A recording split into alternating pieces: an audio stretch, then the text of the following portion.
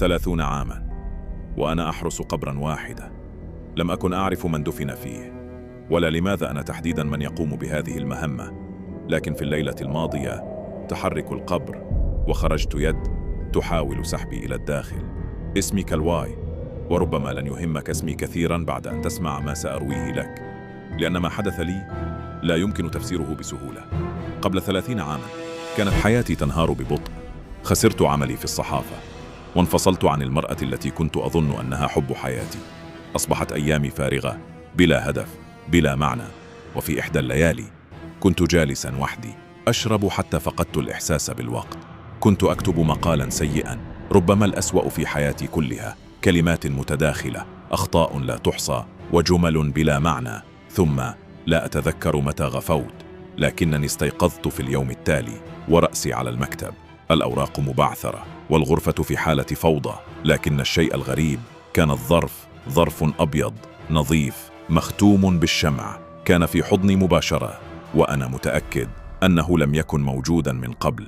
ترددت للحظة ثم فتحته، وفي الداخل كانت رسالة: السيد كالواي، نحن نعرض عليك وظيفة حراسة قبر في مقبرة بلاكستون من غروب الشمس حتى شروقها. يرجى الاتصال فورا في حال ملاحظتك لأي شيء غير طبيعي. توقفت عند تلك الجملة، أي شيء غير طبيعي. شعرت بقشعريرة خفيفة، لكنني أكملت القراءة، وفي أسفل الرسالة كان هناك رقم هاتف راتب لم أحلم به حتى في أفضل أيام عملي. ضحكت في البداية، ظننت أنها مزحة، لكن اسمي كان مكتوبا بدقة، وكل شيء بدا حقيقيا بشكل مخيف. لم يكن لدي ما أخسره، فقررت الاتصال. رن الهاتف مرة واحدة فقط، ثم تم الرد، لكنني لم أسمع صوتا واضحا، فقط أنفاس بطيئة عميقة وتشويش خفيف. ترددت لثانية ثم قلت: أنا أوافق، وانقطع الاتصال فورا. في اليوم التالي وصل ظرف آخر بداخله خريطة لمقبرة بلاكستون، وقبر واحد فقط محدد بعلامة حمراء كبيرة. في تلك الليلة ذهبت إلى هناك. كانت المقبرة هادئة بشكل غير طبيعي، الهواء بارد والظلام كثيف، لا أصوات لا حركة، فقط صمت ثقيل. اتبعت الخريطة حتى وصلت إلى القبر. كان في زاوية بعيدة، وكأن أحدهم أراد إخفاءه عن العالم. نظرت إلى شاهد القبر، لكن لم يكن هناك اسم واضح، فقط بعض الحروف المتآكلة. كل ما استطعت قراءته كان حرفين: ب ور، وباقي الاسم اختفى مع الزمن. جلست أمامه، أخرجت كتابا وبدأت أقرأ. مرت ساعة، ثم ساعتان، ثم الليل كله، ولا شيء حدث.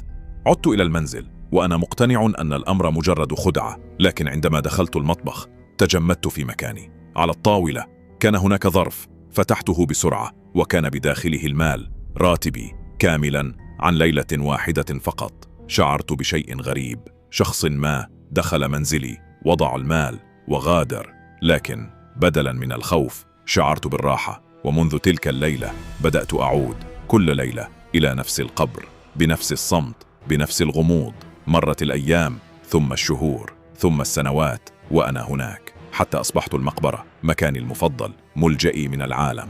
أحيانا كنت أسمع أصواتا بعيدة أو أرى ظلالا تتحرك، لكنني كنت أتجاهل كل شيء طالما أن المال يصلني. لكن في الليلة الماضية كل شيء تغير. كنت جالسا كعادتي أقرأ كتابا، والهدوء يحيط بي من كل جانب، وفجأة شعرت بشيء غريب. الأرض تحت قدمي بدأت تتحرك. في البداية ظننت أنه زلزال، لكنني نظرت حولي، كل شيء كان ثابتا إلا القبر، فقط القبر. بدأ التراب يهتز ببطء ثم بعنف، وقلبي بدأ ينبض بسرعة. لم أستطع التحرك، كنت فقط أنظر. وفجأة خرجت يد من الأرض، يد متحللة مغطاة بالتراب، كانت تتحرك وكأنها تبحث عن شيء. وقبل أن أستوعب ما يحدث أمسكت بكاحلي بقوة مرعبة، صرخت، حاولت الهرب، لكنها بدأت تسحبني إلى الداخل، إلى القبر.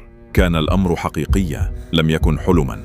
ركلتها بكل قوتي، مرة مرتين، حتى أفلتتني. سقطت على الأرض وأنا أتنفس بصعوبة، كنت أنزف والخوف يسيطر علي بالكامل. أخرجت هاتفي بسرعة واتصلت بذلك الرقم. ردوا فورا. قلت بصوت مرتجف: القبر لقد تحرك، شيء ما خرج منه. ساد صمت لثوان، ثم سمعت صوتا عميقا مخيفا قال كلمة واحدة فقط: أهرب. لم أنتظر، وقفت بصعوبة وبدأت أركض بكل ما تبقى لدي من قوة حتى وصلت إلى سيارتي وغادرت المكان. لم أنظر خلفي، لم أجرؤ على ذلك. عندما وصلت إلى المنزل كنت أرتجف وقلبي يكاد يتوقف، لكن المفاجأة كانت في انتظاري. على الطاولة ظرف جديد، فتحته بيد مرتجفة وكانت الرسالة تقول: نأسف لإبلاغك، لم نعد بحاجة إلى خدماتك، سيتم تعويضك عن إصابتك، شكرا لتفهمك. وقفت في مكاني غير قادر على الحركة. 30 عاما وأنا أحرس ذلك القبر، لكن السؤال الذي يطاردني حتى الآن: من كان مدفونا هناك؟ ولماذا خرج في تلك الليلة بالذات؟